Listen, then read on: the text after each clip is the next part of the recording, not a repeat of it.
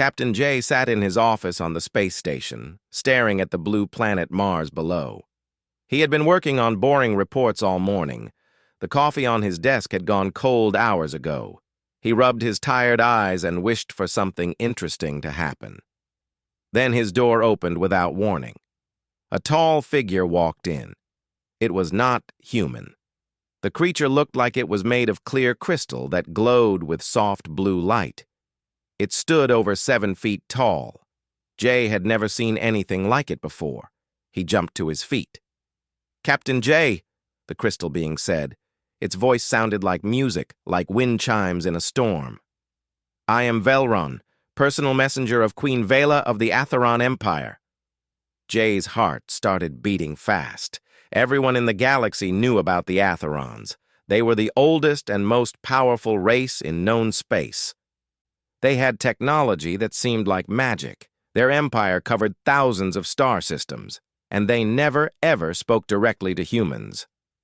"I bring a message from the Queen herself," Velron continued. He held out a small crystal that floated in the air. "She requests your presence on our homeworld. You will come alone." The crystal began to glow. A voice filled the room.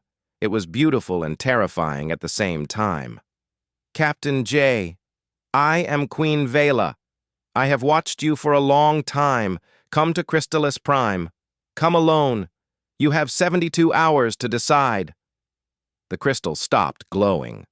Velron bowed and left without another word. Jay stood there in shock, his mouth hanging open. Within an hour, the entire space station knew about the message. Within 2 hours, Earth's government was calling him. Ambassador Yuna arrived at his office before lunch. She was a small woman with gray hair and sharp eyes. She had been Jay's teacher when he first became a diplomat. "This is impossible," Yuna said, pacing back and forth. "The Atherons don't do this. They don't invite anyone to their home world.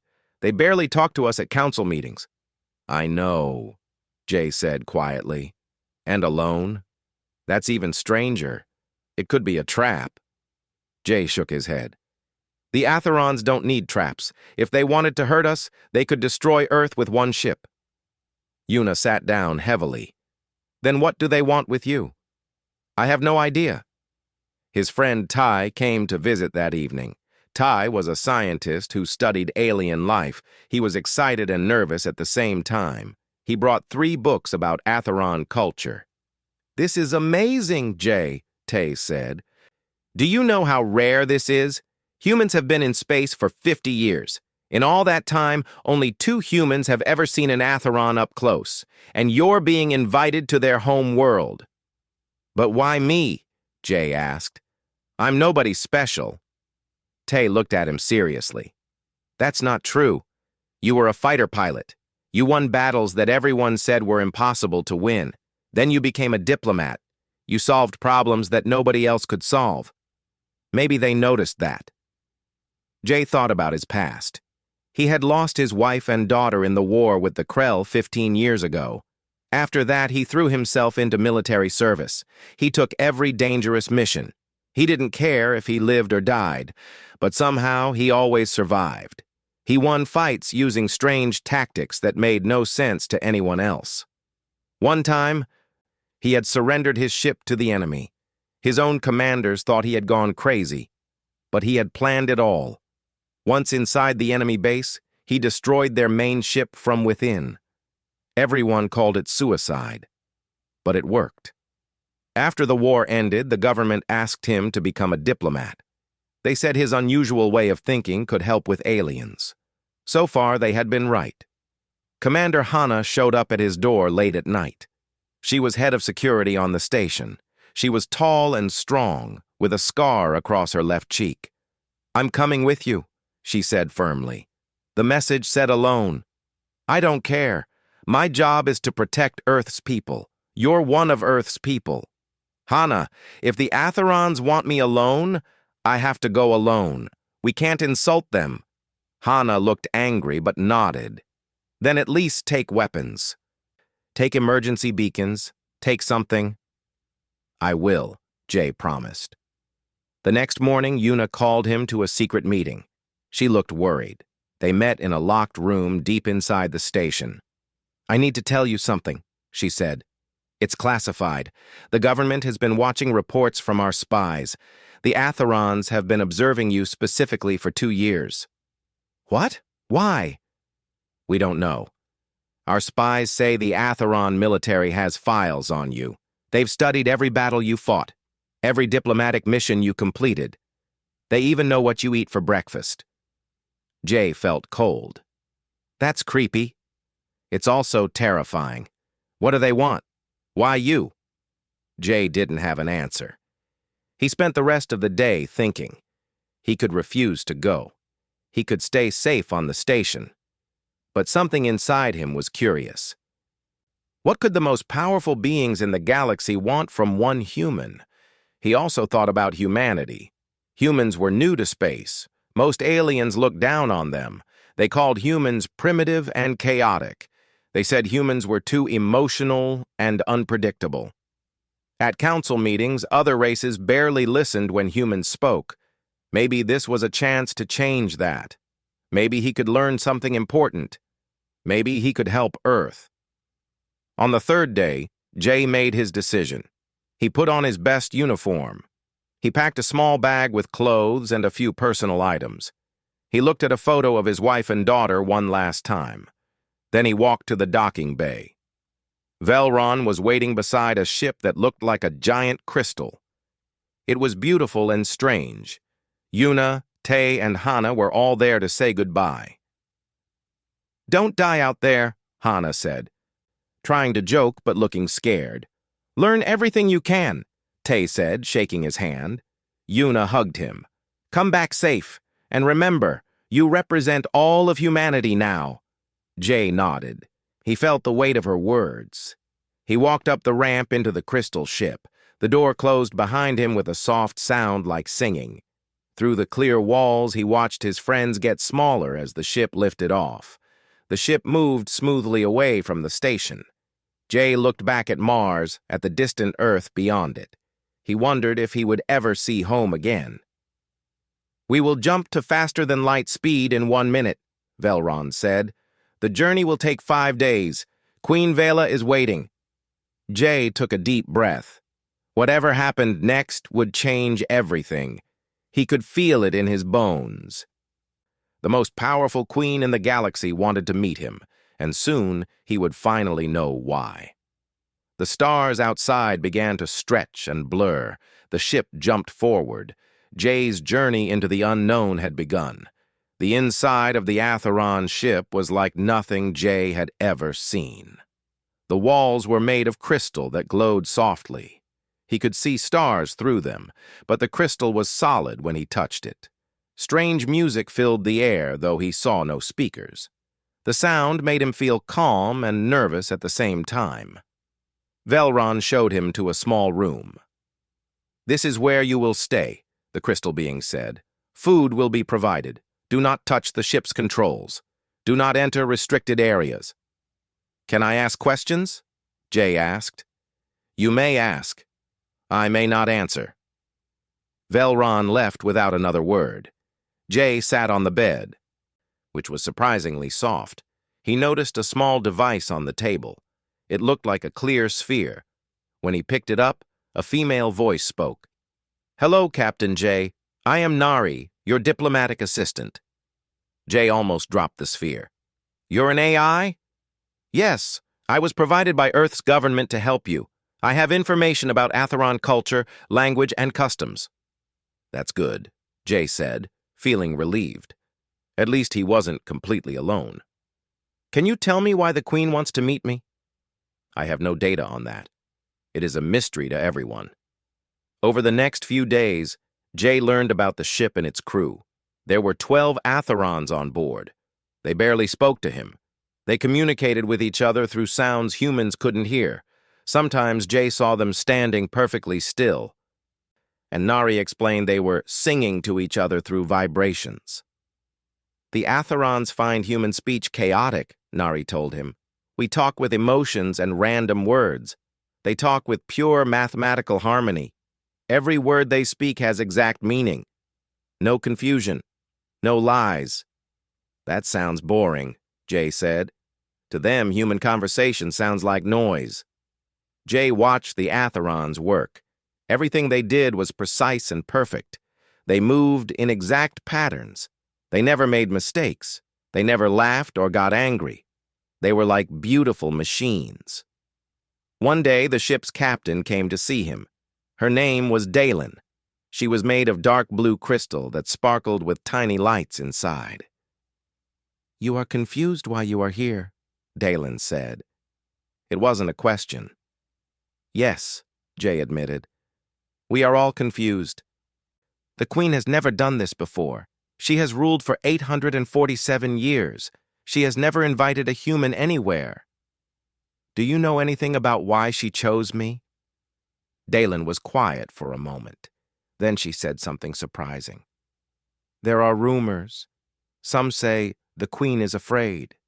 "Afraid? Of what?" "I should not speak more, but I will tell you this. The Atheron Empire is in trouble. We have enemies we cannot defeat. Perhaps that is why you are here." She left before Jay could ask more questions. That night, Jay couldn't sleep. He asked Nari to show him information about Atheron military activities. What he found shocked him. "Nari, is this data correct? The Atherons have lost 34 colony worlds in 3 years?" "Yes. The attacks come from a species called the Void Collective. Very little is known about them." 34 worlds? That's terrible.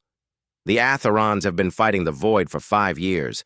They win small battles but lose the war. The Void keeps coming." Jay studied the battle reports. The Atheron military was impressive. They had weapons that could destroy planets.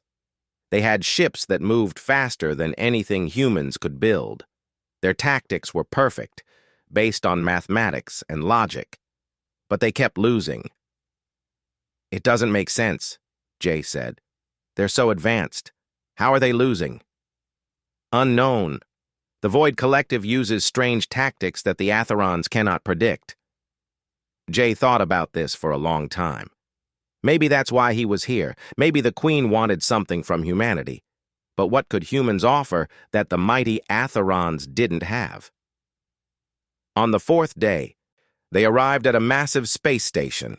It was 10 times bigger than anything Earth had built. Thousands of ships came and went. Jay saw dozens of different alien species he had never seen before. "This is Gate Station 5, Nari explained. "From here, we will take the final jump to Crystallis Prime." Jay watched through the crystal walls as alien beings walked around the station. Some had tentacles. Some flew without wings. Some looked like walking plants. He felt very small and very human. A group of aliens near the ship pointed at him and made sounds. Nari translated. "They are surprised to see a human going to Crystallis Prime. One of them says it is impossible. Another says you must be very important or very stupid." "Great," Jay muttered. Velron came to get him. "The final jump will take 6 hours. After that, you will see the home world of the Atheron Empire. Prepare yourself. It is not like anything in human space." The ship left the station and jumped again. When they came out of faster-than-light speed, Jay gasped. Before him was a planet that looked like a giant jewel floating in space. It was covered entirely in crystal structures that reached up into the sky. They were every color imaginable: blue, green, purple, gold, silver. They caught the light from 3 suns and threw rainbows across space. "Crystallis Prime," Velron said with pride in his musical voice. "The oldest world, the heart of the Empire." As they got closer, Jay saw cities inside the Crystal Mountains. Billions of lights glowed from within. Ships flew between the structures like fireflies. The whole planet seemed alive with energy. "How long has this planet existed?" Jay asked. 12 million years, Velron answered. "The first Atherons grew from the crystal itself. We are the children of this world." The ship descended through layers of atmosphere that sparkled like diamonds. They flew past crystal towers that were miles high. Jay saw other ships, gardens that grew inside transparent domes, and creatures made of living crystal walking on bridges between buildings. They landed in a courtyard in front of the biggest structure Jay had ever seen. It looked like a mountain made of pure white crystal that reached into the clouds. Thousands of windows glowed with soft light. "The Harmonic Palace," Velron said. "Queen Vela awaits inside." Jay's hands were shaking. He was about to meet the most powerful being in the galaxy. He took a deep breath and stood up. "Remember," Nari whispered from the sphere in his pocket, "bow when you meet her. Do not speak unless spoken to. Do not touch anything. Be respectful." "I'll try," Jay said. The door of the ship opened. The air outside smelled like lightning and flowers. Jay walked down the ramp onto the crystal ground. A dozen Atheron guards stood waiting. They were bigger than Velron, and they carried weapons that hummed with power. They led him through massive doors into the palace. Inside was more beautiful than outside. The floors were crystal that showed scenes of stars and galaxies beneath his feet. The walls sang quiet songs. Everything glowed with inner light. They walked for what felt like hours through corridors and halls. Finally, they reached two enormous doors covered in symbols that hurt to look at. "Beyond these doors is the throne room," Velron said. "Queen Vela waits for you. Remember everything you were taught. This moment will decide the future of your species." Jay swallowed hard. The doors began to open, light pouring out from inside. He stepped forward into his destiny. The throne room was so big that Jay couldn't see the far walls. The ceiling disappeared into darkness high above. 12 enormous crystal beings stood in a circle around the center of the room. They glowed with different colors: red, gold, green, silver. These were the oldest Atherons, the High Council. They had existed for thousands of years. In the middle of them all sat Queen Vela. She was massive, 3 times bigger than any Atheron Jay had seen. Her crystal body was pure white and radiated power like a small sun. Inside her, lights moved like galaxies swirling. When she breathed, the whole room seemed to breathe with her. Jay felt like he was standing before a goddess. He bowed deeply, like Nari had taught him. "Captain Jay?" The Queen's voice filled his head. She wasn't speaking out loud. She was speaking directly into his mind. "Rise and come forward." Jay walked toward her on shaking legs. He stopped 10 feet away and waited. "Do you know why you are here?" the Queen asked. "No, Your Majesty," Jay said, trying to keep his voice steady. "I have studied your species for many years. You are young. You are weak. Your technology is primitive. You fight among yourselves. You make decisions based on feelings instead of logic. By all measures, you should not have survived in this galaxy." Jay didn't know what to say to that. "And yet," the Queen continued, "you do survive. You do more than survive. You accomplish impossible things. You win battles you should lose. You solve problems that should have no solution. Why is that?" I don't know, Your Majesty." One of the council members spoke. His voice sounded like grinding stones. "Humans are chaos. They are unpredictable. They cannot be understood." "Exactly," Queen Vela said. "And that is why I have brought you here." She stood up from her throne. Energy rippled through the room. The other Atherons bowed their heads. "Captain Jay, I will tell you a truth that few outside this room know. The Atheron Empire is dying." Jay's eyes went wide. "For 5 years we have fought an enemy called the Void Collective. They are a species with one mind shared by billions of bodies. They consume everything they touch. They have destroyed 34 of our colony worlds. They have killed millions of our people. And we cannot stop them." The Queen moved closer to Jay. He could feel heat radiating from her crystal body. "We Atherons are logical. We are precise. We are perfect in our calculations. Our military strategies are mathematically flawless. We can predict every possible move an enemy might make. And that is exactly why we are losing. I don't understand, Jay said quietly.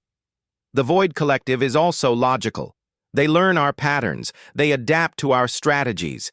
Every tactic we use, they counter perfectly. It has become a game of mathematics. And in mathematics, they are equal to us. The war has become stalemate, except they have more numbers. Eventually, they will overwhelm us. Another council member spoke, her voice like crystal bells. We have calculated every possible strategy, every variation of attack and defense. All paths lead to the same conclusion. In 20 years, the Void will reach Crystallis Prime. In 25 years, the Atheron Empire will cease to exist. Jay felt sick. These powerful beings were facing extinction. I have studied your military history, Captain Jay, the Queen said. Specifically, I have studied your history. You fought in the Krell War. You won 13 battles that were classified as unwinnable by military analysts. I was just doing my job, Jay said. No, you were doing something we cannot do. Let me tell you about one battle. The Battle of Titan Station. Your fleet was outnumbered 5-1. You had no chance of victory. All logical analysis said you should retreat. Instead, you surrendered your ship to the enemy. Jay remembered that day. He had been so angry about losing his family, he hadn't cared about dying. Your commanders thought you had gone insane, the Queen continued. The enemy thought they had won. They brought your ship into their flagship to take you prisoner. And then you destroyed their flagship from inside, killing their admiral and crippling their fleet. Your remaining ships won the battle. It was brilliant. It was insane. It was completely illogical. The Queen's voice became intense. An Atheron commander would never think of that strategy. It makes no mathematical sense. It relies on the enemy not expecting something completely crazy. It relies on intuition, on feeling, on chaos. Finally, Jay understood. You want me to teach you to be unpredictable? Yes, the Queen said simply. I want you to teach my military commanders to think like humans, to be illogical, to be creative, to use intuition instead of calculation, to embrace chaos instead of perfect order. One of the council members made a sound of disgust. This is madness. We are Atherons. We have brought order to thousands of worlds, and now we should learn from primitives who barely have space travel? We should learn, the Queen said firmly, or we should die. I prefer to learn. She turned back to Jay. This is my request. Live among us. Teach our commanders. Show them how to think like you think. Help us become unpredictable. Help us survive. Jay's mind was spinning. Your Majesty, I'm just one man. I'm not a teacher. I'm not even sure I can explain how I make decisions. I just do what feels right. That is exactly what we need. We need to learn to feel instead of calculate. It is foreign to us. It will be difficult. But I have chosen you because you are the best at it. But why me specifically? There must be other humans who are better. The Queen made a sound like wind through crystals. I will tell you the second reason I chose you. The third truth that few know. We have calculated the Void Collective's path of expansion. In 50 years after they finish with the Atheron Empire, they will reach Earth. Jay felt his blood turn cold. Your people do not know this yet, the Queen said. By teaching us to fight the Void, you are also preparing for the day when the Void comes to your home. And when that day arrives, humanity will need allies who understand how humans think. We will be those allies. If we survive. Jay looked at the Queen, at the Council, at the magnificent throne room around him. He thought about Earth, about all the humans who had no idea what was coming, about his dead wife and daughter, about the future. If I do this, he said slowly, I need to bring other humans here. I can't teach your entire military alone. Agreed, bring whoever you need. And I need your promise. If we succeed, if we defeat the Void together, you will share your technology with Earth. You will help us prepare for when they come to our worlds. The council members murmured among themselves. One said, "You dare to make demands?" "I dare to negotiate," Jay said, standing straighter. "You're asking me to help save your entire civilization. I'm asking you to help save mine." Queen Vela was quiet for a long moment. Then she laughed. It sounded like music and thunder together. "You see, Council? This is exactly why I chose him. An Atheron would calculate fair exchange. This human asks for more than fair. He has courage. He has hope. These are not logical things. These are human things, and these are what we need." She looked at Jay with eyes that glowed like stars. "I accept your terms, Captain Jay. Save my empire, and I will help save yours. Teach my warriors to be human, and I will give Earth the tools to survive." She extended one crystal hand. Jay reached out and touched it. Energy flowed between them, sealing the agreement. "You will begin tomorrow," the Queen said. "I have selected 12 commanders for you to teach. They are the best we have. They are also the most skeptical. Win them over, and you win the Empire." Jay nodded, trying to look confident even though he was terrified. "One more thing," the Queen said quietly so only he could hear. "Thank you. You have given me something I have not felt in 800 years. You have given me hope." As Jay left the throne room, his mind was racing. He had just agreed to do the impossible. He had to teach ancient crystal beings to think like chaotic humans. He had to help save an empire that had existed for millions of years, but he also had a chance to save Earth, and that made it all worth it. Jay stood in front of 12 Atheron military commanders. They were all massive crystal beings who glowed with different colors. They stood in perfect lines, perfectly still, watching him with eyes that showed no emotion. Behind them was a training facility bigger than 10 football fields. "I am General Kelvin," said the largest Atheron. His crystal body was dark red. "I have fought in 300 battles. I have never lost. Why should I learn from a human who has lived only 34 years? Jay took a deep breath. "Because you're losing to the Void, and I might know why." The room became very quiet. "You fight perfectly," Jay continued. "Every move you make is calculated. Every strategy is based on mathematics. You never make mistakes, and that's your problem. The Void can predict perfect. They can't predict crazy." "Crazy is inefficient," said another commander. Her name was Sora. She was younger than the others, made of bright silver crystal. "Crazy gets soldiers killed." "Sometimes," Jay agreed. "But sometimes crazy wins wars." For the next week, Jay tried to explain human thinking to the Atherons. It was like trying to teach fish to climb trees.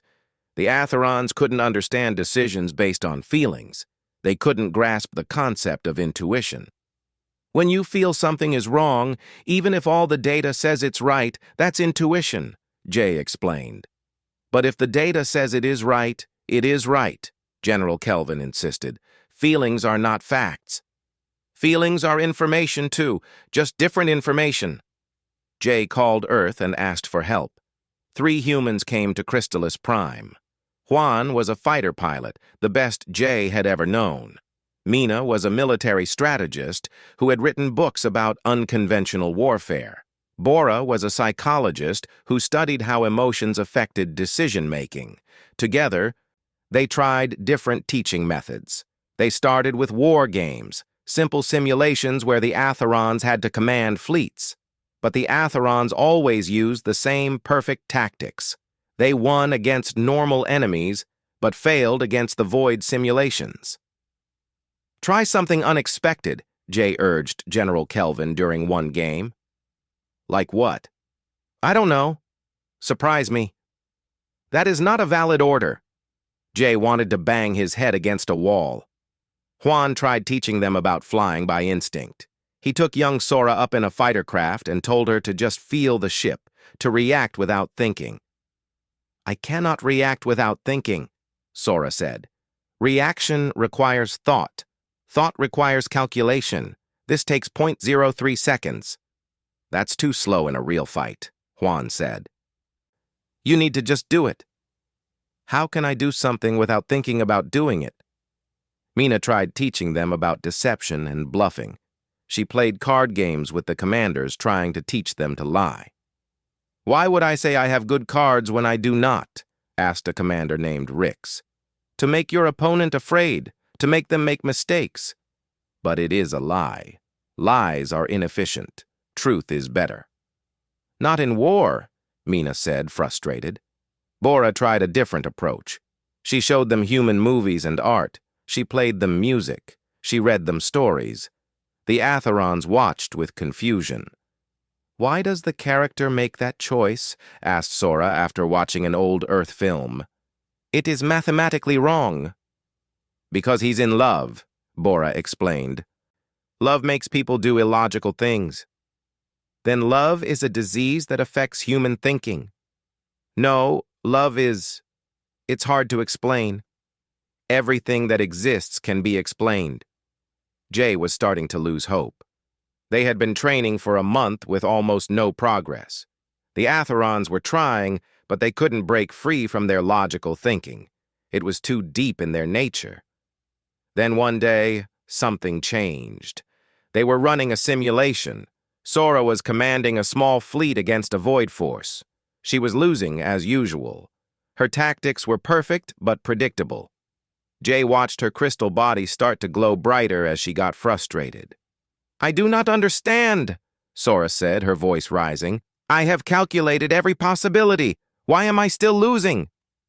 "Because you're thinking too much," Jay said. "That is impossible." "There is no such thing as thinking too much." "Yes, there is. Stop calculating and just feel what you should do." "I do not feel. I am Atheron." "Then learn to feel," Jay shouted back. Sora made a sound like breaking glass. Her whole body flickered with light, and then suddenly she did something none of them expected. She ordered her fleet to split into random groups and fly in different directions. It made no mathematical sense. The void simulation couldn't predict it.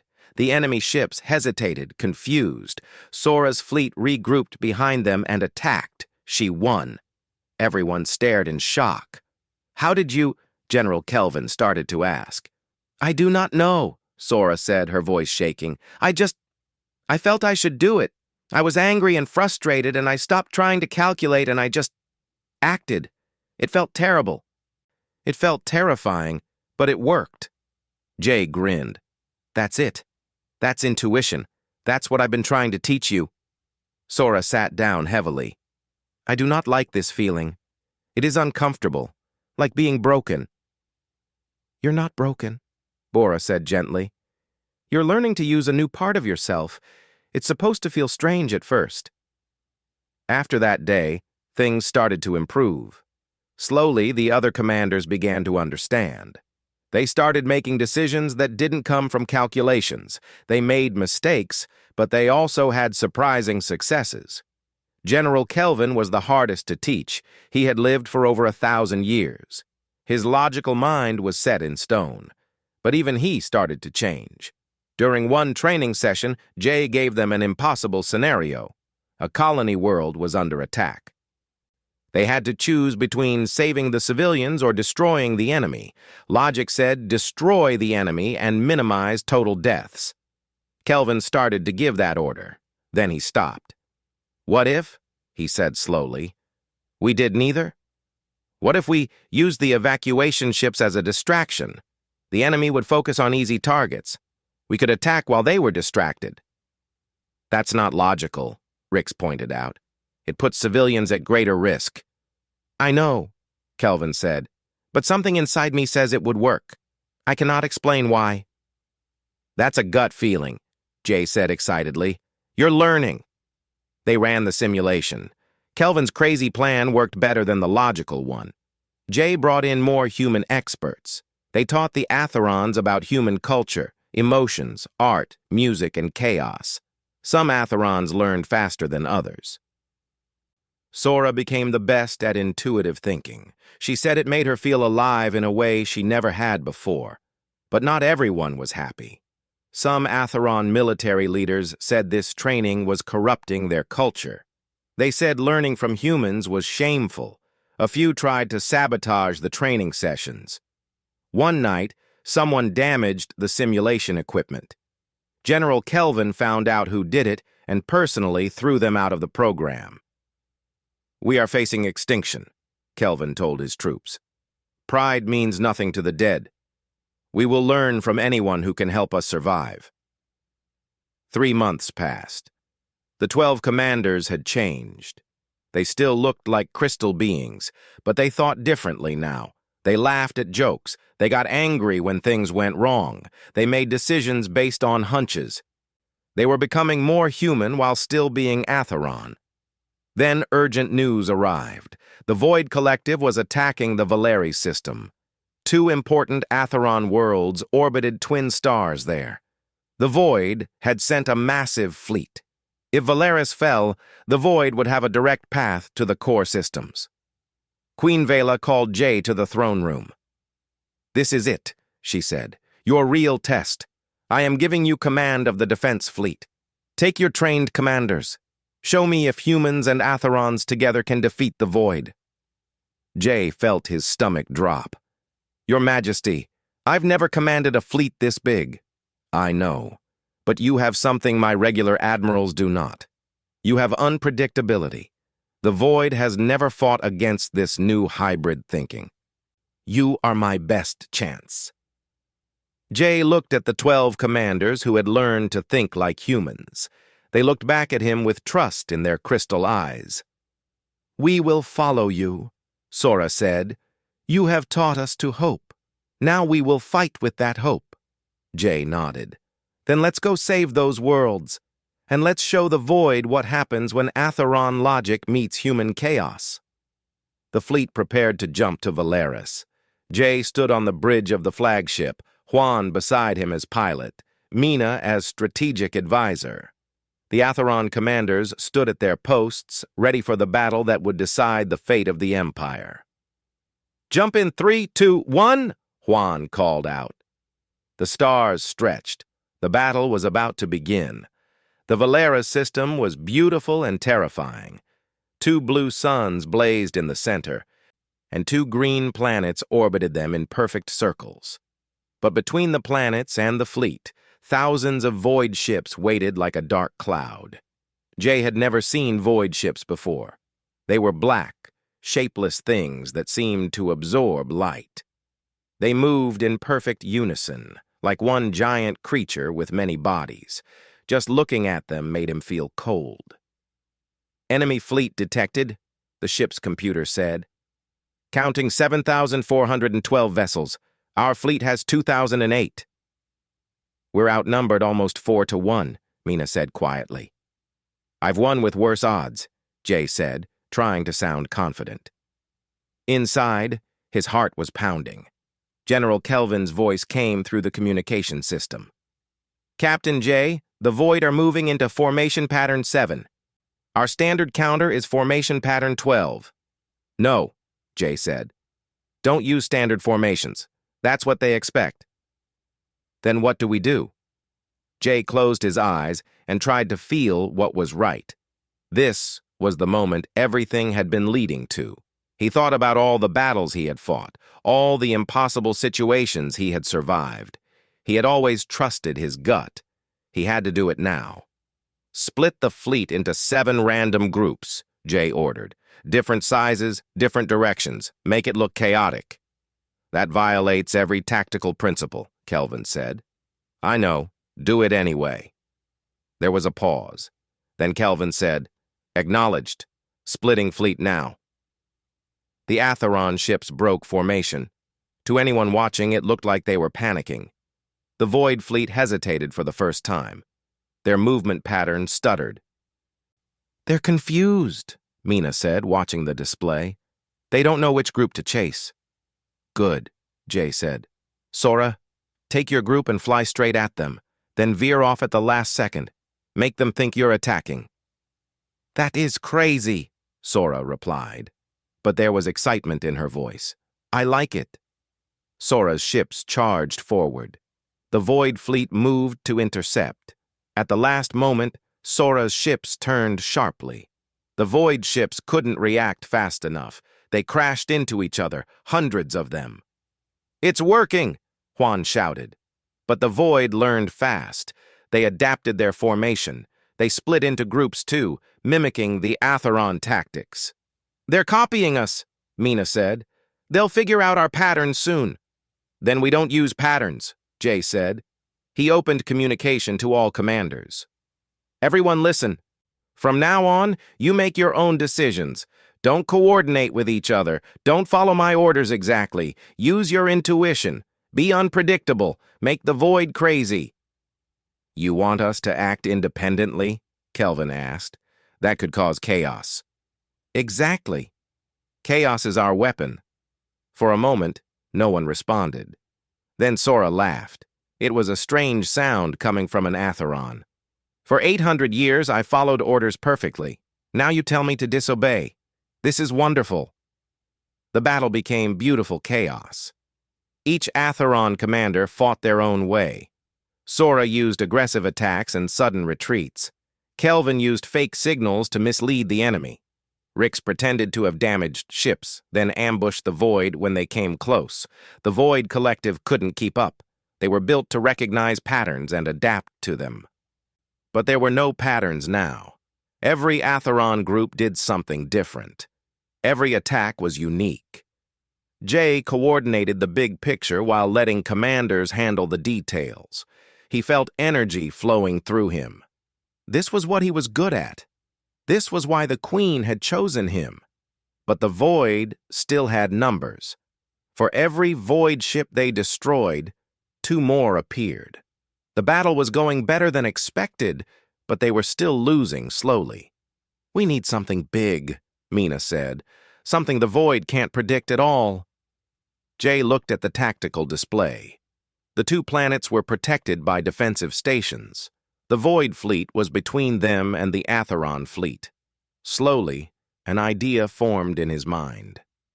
It was insane. It might not work, but that was exactly why it might work. "Juan," Jay said, "can you fly through that gap between the Void ships?" Juan looked at the display. "That gap is only 200 meters wide and the ships are moving. I'd have a 3% chance of making it." "Can you do it?" Juan grinned. "I can try." "What are you planning?" Mina asked. "We're going to lose this flagship," Jay said. "On purpose." He explained his plan. Mina's eyes went wide. "That's suicide." "Only if it doesn't work." Jay contacted all ships. "Everyone listen. In 60 seconds, we're going to punch through the Void Fleet. We'll fly straight between the 2 planets. The Void will follow us because we're the command ship. When we're in position, fire everything you have at us." "You want us to fire at you?" Kelvin asked, shocked. "At the Void ships chasing us. We'll be the bait. Trust me." There was silence. Then Sora said, "This is the most human plan I have ever heard. Let's do it." 30 seconds, Jay said. "Juan, get ready." "Born ready," Juan said, his hands on the controls. 20 seconds. "All ships, prepare to fire on my signal." The Void Fleet was closing in. Their dark ships filled the viewing screen. 10 seconds. Jay's hands were shaking. If this didn't work, they were all dead. 5, 4, 3, 2, 1, go! Juan pushed the engines to maximum. The flagship shot forward like a missile. They flew into the gap between Void ships so fast that everything became a blur. Alarms screamed. The hull scraped against enemy vessels. They burst through the Void Fleet. Behind them, thousands of Void ships turned to chase. They couldn't resist following the enemy command ship. "Through the planets!" Jay shouted.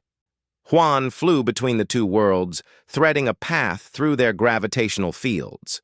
The Void ships followed like a dark river, single file because of the narrow space. "Now!" Jay commanded. "Fire everything!" The entire Atheron fleet opened fire. Thousands of energy weapons hit the line of void ships caught between the planets. The enemy had no room to dodge. They couldn't scatter. They were trapped in a shooting gallery. Void ships exploded by the hundreds. The destruction lit up space like a second set of suns. "Yes!" Mina shouted, but they weren't done. "Juan, bring us around. We're going back through." "You want to do that again?" "One more time. Finish them." Juan laughed like he was crazy and turned the ship around. They flew back through the chaos, through the explosions and debris. The remaining void ships tried to reorganize, but they were scattered and confused. The Atheron fleet pressed the attack. Sora's group hit them from one side, Kelvin's group from another. The Void Collective, for the first time in recorded history, retreated. They ran. The dark ships turned and jumped to faster-than-light speed, fleeing the system. For a moment, everyone was silent. Then cheering erupted across all ships. The Atherons had won. They had actually won. Jay slumped in his chair, exhausted. Juan was laughing. Mina was crying. They had done it. "Captain Jay," General Kelvin's voice came through, and it sounded different. It sounded warm. "That was the most illogical, dangerous, brilliant thing I have ever seen. Thank you." "Thank you for trusting me," Jay replied. They returned to Crystalis Prime as heroes. Queen Vela herself came to meet them at the landing platform. Behind her stood millions of Atherons, all glowing with joy. "You have done what I hoped, but did not dare believe," the Queen said to Jay. "You have changed everything." "We just won one battle," Jay said. "The war isn't over." "No, but now we know we can win. You have given us something more valuable than victory. You have given us a new way to think. A new way to fight, a new way to be." She turned to address the crowd.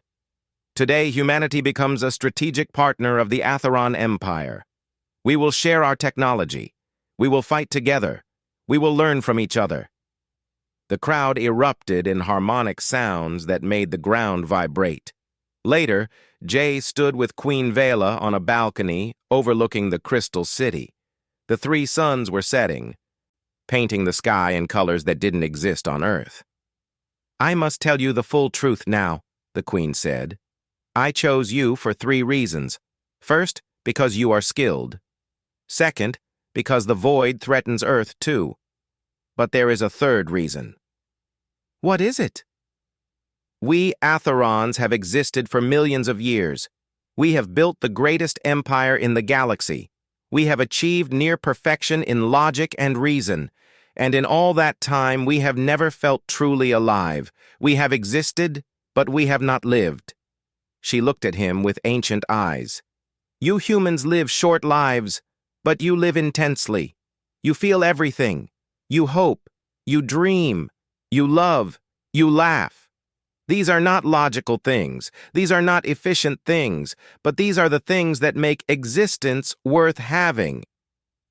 "You wanted us to teach you to be human," Jay said softly. "I wanted you to teach us to hope, and you did. My commanders are not just better warriors now.